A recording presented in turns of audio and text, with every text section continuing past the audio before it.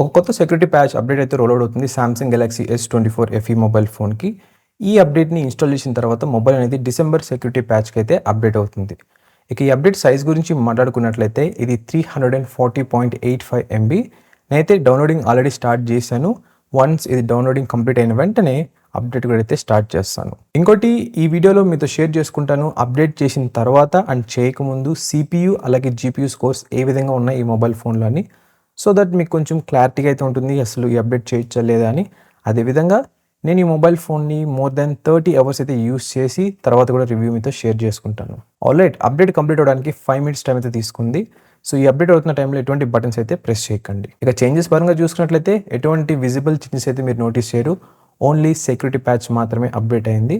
ఇక CPU అలాగే GPU scores పరంగా మాట్లాడుకున్నట్లయితే ఇక్కడ చూడొచ్చు మీరు before and after multi core అలాగే సింగిల్ కోర్వి. ఈ స్కోర్స్ని చూసిన తర్వాత మీరు అనుకోవచ్చు ఏంటి ఇంత పర్ఫార్మెన్స్ డ్రాప్ ఉందా అని.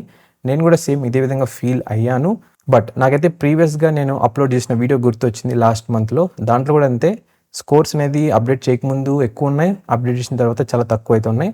మళ్ళీ కొన్ని గంటల తర్వాత అంటే కొన్ని డేస్ తర్వాత చెక్ చేస్తే స్కోర్స్ ఆటోమేటిక్గా అంటే అప్డేట్ చేయకముందు ఏ విధంగా ఉన్నాయి సేమ్ అదే విధంగా అయితే ఉన్నాయి. దాన్ని దృష్టిలో పెట్టుకొని నేను ఈ స్కోర్స్ అయితే నమ్మట్లేదు ప్రజెంట్ అనేది.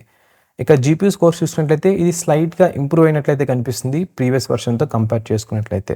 సో ఈ కన్ఫ్యూజన్ని బ్రేక్ చేయడానికి నేనైతే మొబైల్ ఫోన్ని అప్డేట్ చేసిన తర్వాత కొన్ని గంటలు అయితే యూస్ చేశాను. కొన్ని గంటలు యూస్ చేసిన తర్వాత మళ్ళీ ఈ స్కోర్స్ అయితే పుల్ చేశాను ఈ యాప్ ద్వారా. ఇక్కడ మీరు అబ్జర్వ్ చేయొచ్చు స్కోర్స్ అనేది ముందుకి ఇప్పటికీ ఆల్మోస్ట్ సిమిలర్గా ఉన్నాయి, ఎటువంటి చేంజ్ అయితే లేదు. కొంచెం ఇంక్రీజ్ అయితే ఉంది CPU అలాగే GPUలో, బట్ మరీ ఎక్కువ అయితే కాదనమాట.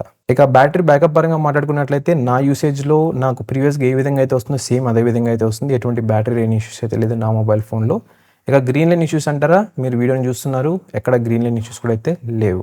సో ఈ అప్డేట్ని ఇన్స్టాల్ చేయొచ్చా లేదా అంటే ఎస్ గైస్ మీరైతే ఇన్స్టాల్ చేయొచ్చు, ఎటువంటి ప్రాబ్లం అయితే లేదు. అదనమాట ఓవరాల్ ఈ వీడియో. ఐ హోప్ ఈ వీడియో మీకు హెల్ప్ఫుల్గా అనిపిస్తుందని అనుకుంటున్నాను.